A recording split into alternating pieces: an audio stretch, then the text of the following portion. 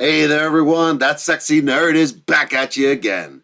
And we're watching the new Rockstars House of the Dragon episode 3 episode. So I don't know how to call these things. Whatever. Breakdown. There we go. So yeah, episode 3 was great. I kind of want to see what's up in this episode. I've kind of seen mostly everything that's been in relation to the book, but I kind of want to see what new Rockstars found and what they were able to theorize. So, without further ado, let's just get into the episode. And remember, please like and subscribe if you want to see more sexy and nerdy content. And let's do this thing, y'all. I'm Eric Voss, and this is a breakdown of House of the Dragon Episode 3, which shows how you can win over any cookout by serving up pork or crab. And thanks for your patience on this one. I don't get advanced screeners for the show, and we didn't want to force anyone to work on a holiday, but here it is, my scene-by-scene analysis of all the visual details and deeper layers of meaning you might have missed in this episode. Now, last week when I went frame by frame through those opening credits, I promised that I would be laser-focused on the opening titles in case anything got updated, and yep, there was one sneaky change. Really? Last week, the bloodline on the Greenhouse Hightower side of everything flowed from Otto, his dial marked with the Hand of the King icon, to Alicent, marked with the Old Town Beacon icon, and then stopped there. But now the bloodline flows from Alicent and meets Viserys' bloodline, marking the birth of a new possible heir, young Aegon. As the camera pans down, you can see another dial waiting for Aegon, but for now it is still untouched by the blood, because he has not yet been named the heir. The opening image of the episode shows the sigil of House Valerion, the seahorse, on a burning sail as the Triarchy ravages the Valerion fleet. This seahorse is not the seahorse fish that we know. It's a rearing mammalian horse with the lower half of a fish and fins that resemble wings. Together with the embers, this foreshadows the true savior of this episode's closing, the fire of a flying Valerian dragon, Sea Smoke. Even its name parallels what we are currently seeing in this opening, smoke on the sea. That's true. Speaking of Ash and Ruin, Epic Hero merch has a new set, Kragus Drahar, the crab feeder. The sea snake will have your foxy f***ing head! By Poxy effing head, he was referring to the fact that Kragus has grayscale, which you could see on his face and his shoulders last episode, hiding under his golden mask, which is also the mask of the Sons of the Harpy. Those were the assassins who threatened Daenerys' rule over Meereen in Game of Thrones Season 5. Now, these Game of Thrones winks are new to the character in this series. Presumably, Drahar acquired his Harpy mask from piracy in the Free Cities, and if you remember in Game of Thrones, the men in the ruins of Valyria had grayscale, which does make Kragus, in a way, doubly representative of the rot that infests the Targaryens' ancestral home and a future threat of the ambitions of their descendant Daenerys. This poor Valyrian knight hails the arrival of Prince Daemon and his dragon Caraxes. Save me! They even VFX the knight spewing up blood, and based on the length of its tail as it swipes out the bonfire to the right, it probably also swept away that guy's corpse. Say Daemon's bravery has nothing to do with the good of the realm, it's all about his pride. The crab feeder and his men hide in their caves, and this is exactly how the Dorne managed to stave off the Targaryen dragons during the failed conquest of Dorne. Also, the fact that they took out Aegon's sister wife Rhaenys and her dragon Meraxes with a scorpion weapon definitely helped as well. Now, as we fade in on the king's feast, the first words we hear are those of young Aegon.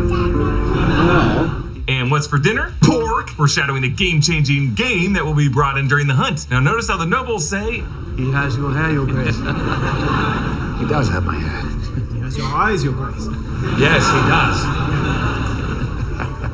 And you have my nose, don't you? and baby Aegon pulls away from Viserys' hand, because notice how throughout this scene and throughout this episode, Viserys has now lost 2 of his fingers on his left hand. It's like with every episode, a new piece of this guy is dropping off. And as always, the Valyrian steel dagger of Aegon the Conqueror, which yes, again plays a huge role throughout Game of Thrones, continues to jut into frame, which is especially ironic now since his withering left hand would be the one to draw that dagger. Pretty soon, all that's gonna be able to grab it is a stump. It's just as every year of his rule renders him less and less worthy to carry Aegon's legacy represented by that dagger. Also, yes, I have to point this out. The frame that we cut to Aegon, that kid is totally looking at the camera. These child actors, they always see us. Otto Hightower speaks with his older brother, Hobart, Lord of Old Town. We actually saw him swearing fealty to Rhaenyra in episode 1, which makes his assumption that Aegon would be named new heir pretty brazen. He's the king's firstborn son. I don't know that his grace sees it so clearly.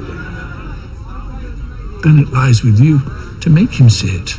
So we see how Otto pressuring his daughter Alicent to influence the king is really a trait passed down to him from his Hightower elder. Tyland Lannister is the new master of ships, replacing Corlys, who resigned last episode, noticed as Lannister Lion. Tyland and his twin brother Jason Lannister are both played by actor Jefferson Hall, who played Sir Hugh of the Vale in season 1 of Game of there you Thrones. are. I love how he plays Tyland as a worrywart and Jason as a proud braggart. Shots later in this episode actually Winklevoss him in twice, side by side. But there's a fun edit out of this scene. Can someone tell me where in the seven hells Rhaenyra might be? Under the dragon's eye. Yeah, the jump cut to the Bard's song answers the king's question with an answer he might not like. His daughter Rhaenyra is under the dragon's eye, as if she might be the destined descendant in Aegon's Song of Ice and Fire dream. Additionally, Rhaenyra is in the Godswood beneath the red leaves of the weirwood tree, anointing her destiny from the old gods as well. The divine forces in Westeros that predate the Targaryens, which plays a key symbolic role later. Now, this Bard's song is about Nymeria and her 10,000 ships, the historical warrior queen who was referenced in this same location, episode 1. You can actually see the name Nymeria when the page turns at the top of that paragraph. So either Rhaenyra had this book mended to replace the page that she tore out, or she could be reading a new book about this person, who, if you think about it, would likely be the only woman in her life that she now feels companionship with. And by the way, HBO is developing a Nymeria 10,000 ships spinoff series, so yeah, the show is just trying to incept Nymeria in our brains. Oh, you want a 10,000 ships show now? Well, we got one for you. Now, this singer is named Samwell, like Samwell Tarly, who in Game of Thrones coins the title of Song of Ice and Fire for his history of these recent conflicts, which is ironic that he would pick the same phrase Aegon the Conqueror used to describe the dream of White Walkers. But the fact that we focus on this bard so much in the scene, like him stretching his sore hand, makes me wonder if this could actually be the show's version of the character Mushroom. I know, right? In Fire and Blood, who provided the salacious details of the subjective historical account that George R. R. Martin intended Fire and Blood to be. Naming him Samwell could be a nod to that meta aspect of an in-universe character later playing a role in documenting the history of it. Now, the castle walls' torches are held by dragon mouths, so that the torches, when lit, would look like a dragon breathing fire. So I cool. love that touch. A more tasteful decor than the literal bestiality porn on every other surface of this castle. Whereas before these two young women laid together beneath this tree, even the actresses admitted that they were doing so with an intentional flirty undertone. Now Rhaenyra will not even look at the queen, yet the blocking suggests she's using the eyes of the face in the weirwood tree trunk as the eyes in the back of her head. In a way, Alicent is under the dragon's eye. Viserys and Alicent encourage Rhaenyra to bear children. It's not so bad. The days are long, but Aegon came quickly and without fuss. Yeah, those nurses got some tea. Clearly, Aegon's birth was rough for this teenage bride, and like many queens in the Middle Ages, especially ones now focused on popping out the next kid, she doesn't really get to spend much time mothering her toddler. Young Aegon looks at camera again and pushes that dragon figurine on the floor. All screw like children when they've been slaughtered. Your Grace, he also has your love of dropping dragon toys. Yes, in this episode, Rhaenyra goes from hating the sound of a screaming boar, the editing of her line there, syncing with Aegon's shouts, to, at the end of this episode, stabbing a screaming boar. I wonder who Rhaenyra was visualizing stabbing there. As they arrive at the hunting camp, we see the Red Keep in the background of the shot. Compared to the Game of Thrones Season 1 scenes that take place in the Kingswood, I just love the visual context we get here to anchor us in the setting. Ain't it nice when your TV shows got bigger budget? Master of Laws Lionel Strong applauds their arrival, flanked by his two sons, Larys Strong with a club foot, and his brother Sir Harwin Breakbone Strong, who's going to be an important character throughout this series. Hobart Hightower declares, Hail, hail, Edward the Conqueror bade, second of his name. Second of his name is the title of this episode, and for Hobart to shout it here in front of everyone is a huge breach of protocol, as Aegon would not be called Aegon II, aka second of his name, until the king officially names him an heir, which he Not only that, it's actually kind of rude because during Maegor, the king, like 2 kings before this, there was another Aegon that was trying to be king, but, did not work out. has not done yet. Despite the patriarchal customs of this society, Rhaenyra remains the proclaimed heir, whom, again, Hobart swore fealty to. So that conflict of whether Aegon should be the second of his name is at the heart of this episode. And while it is his birthday that they're celebrating, really this episode is the name day for other Targaryens, each of whom enter this world in a new way by the episode's end, baptized in fire and blood. As Rhaenyra walks into the red tent, we see her new hair braid at the back of her head, which matches the interlocking circles of the Valyrian steel necklace that Daemon gave her. This one always got eyes in the back of her head. Rhaenyra walks in on Keira Lannister dropping some exposition. Joanna was reported to have been abducted when one of Lord Swan's ships sailed through the stepstones. What will happen to Lady Joanna? She's to be sold to a pillow house in the Free Cities, if you believe the rumors. Joanna Swan was kidnapped and sold into sexual slavery and leased, but in the text becomes a beloved courtesan named the Black Swan and essentially rules the city of Lease. So don't worry, Joanna's gonna be fine. Lady Jocelyn Redwine gets shut down by Rhaenyra. Now have you served the one with late Lady Red Wine, waiting cake?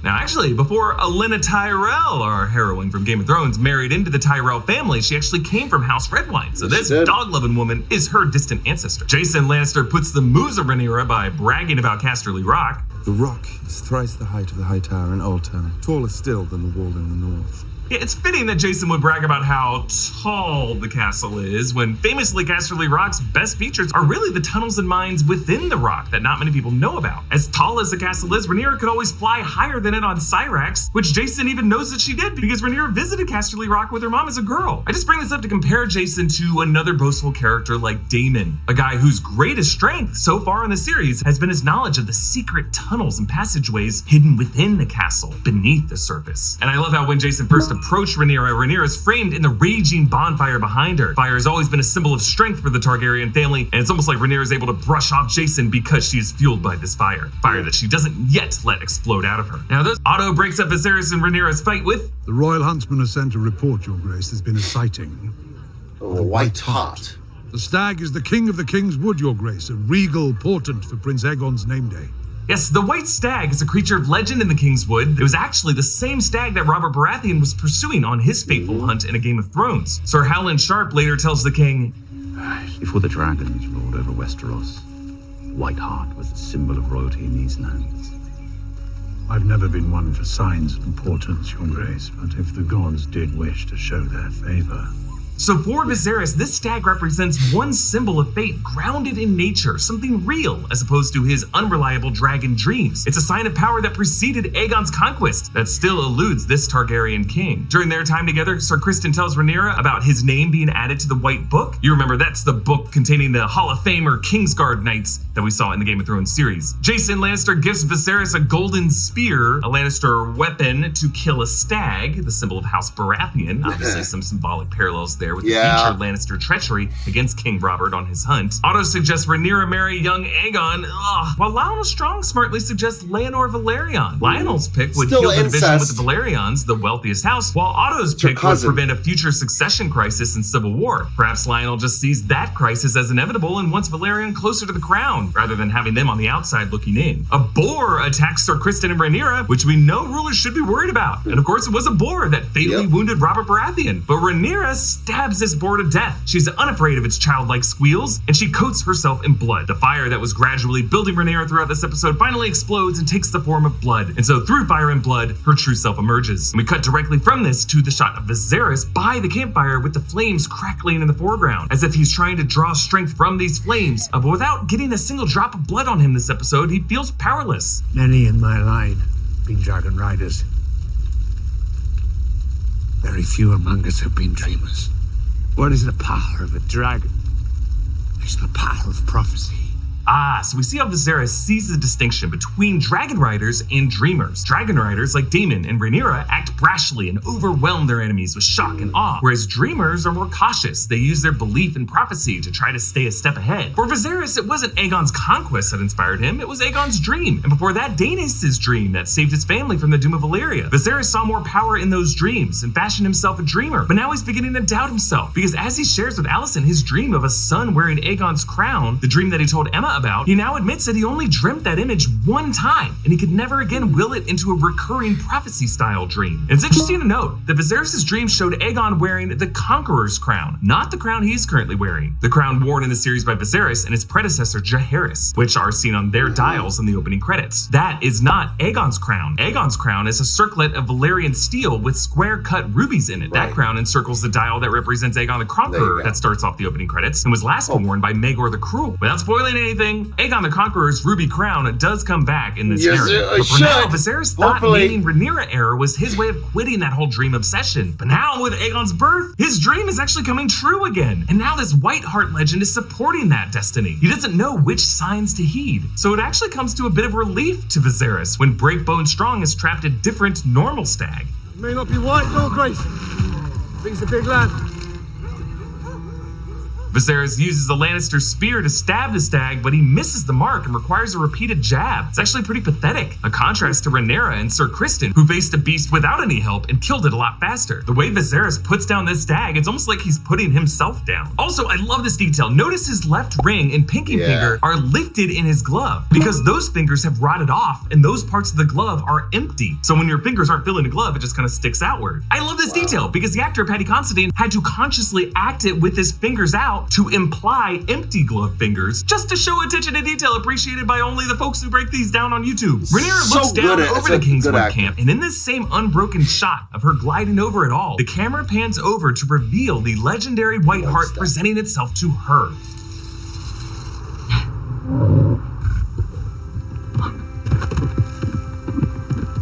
Yes, the white whale that eluded both her king father and will elude Robert Baratheon in the future appears to this Targaryen heir who is anointed in blood. The fact that Rhaenyra spares it, though, is interesting because you could totally imagine her descendant Daenerys slaying that white hart and proudly dragging it back into camp to show off her power. But this move by Rhaenyra can be seen as a gesture of restraint or compassion, but I see it as a heedlessly contrarian refusal to play the games of her father and his men. She's literally over all of them. So by letting this white hart flee, she leaves it as a secret known only to her, while to her father, it remains a maddening mystery that he'll never know whether or not it was even real. All her father has now are his bullshit dragon dreams, but Rhaenyra knows as a secret in her own heart that she had a physical sign from nature that her claim to the crown is destined. And I cannot help but see a parallel with another queen and a stag, the climax of the 2006 film, The Queen, with Helen Mirren as Queen Elizabeth II, shooing away a long sought after stag during a hunt to mirror her softening compassion for Princess Diana. Rhaenyra instead returns with a victory that was all her own, and pork is on the menu! Unlike her father, Rhaenyra is covered in blood, proving to all these lords watching that her kill was not ceremonial. She earned it. I love how particularly Breakbone Strong gives her a huge grin as he skins that rabbit. Otto tells Alicent that Aegon should become heir over Rhaenyra. The road ahead is uncertain, but the end is clear. Aegon will be king. I love this as a meta line for this whole prequel series. Like, you can look at a family tree and know where this ends. I mean, even if you've seen Game of Thrones, you know where it ends. But it's really the uncertain road ahead, the snaking bloodlines that branch and how they flood stuff that's gonna make this interesting to watch. Yes. On to the Stepstones. There is a 52-second shot showing 3 Valyrian ships and Daemon's dragon Caraxes in a battle against the Trarchy forces. One of those fireballs hits the center of a ship and sinks it. Another fireball appears to go through the gap in the sails of the leftmost ship. So it's really by luck that it was able to escape that. Corlys says, "We must press the attack.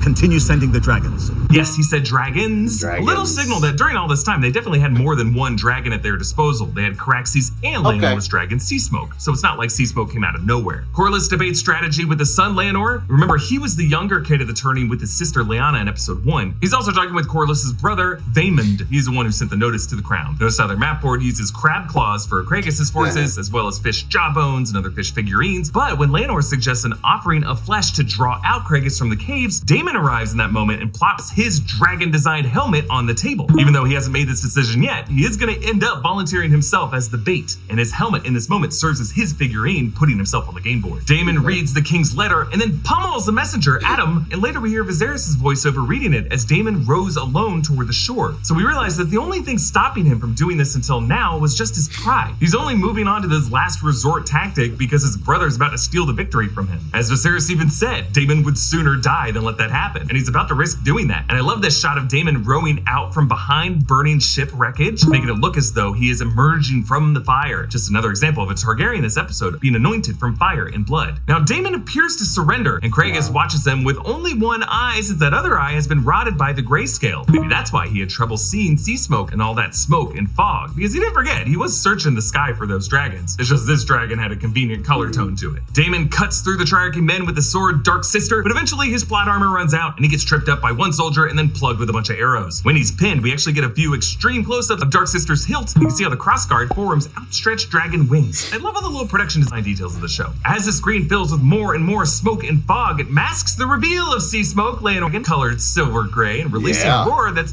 actually pretty unlike the roars of Syrax and Caraxes.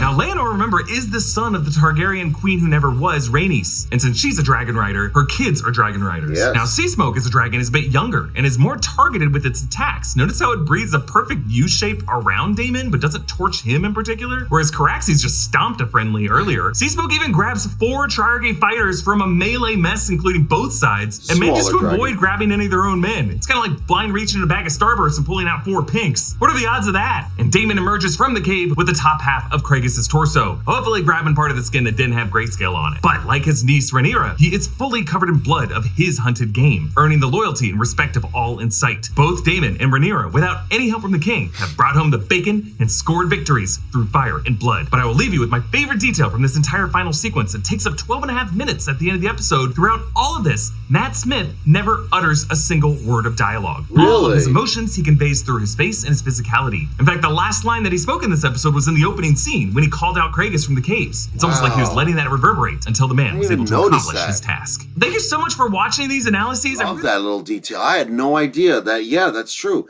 The last line he spoke was, "Come out, Treha." Wow. He doesn't speak at all. Like, again, everybody, these people chose their actors right. Seriously. And I'm so glad I watched this video because I knew there was some things that I had missed, and I knew it was going to be an interesting watch. Let me know in the comments what you think. Should I do more of these? With that being said, this has been That Sexy Nerd Reacts. Please like and subscribe if you want to see more sexy and nerdy content, and I'll see you all in the next video.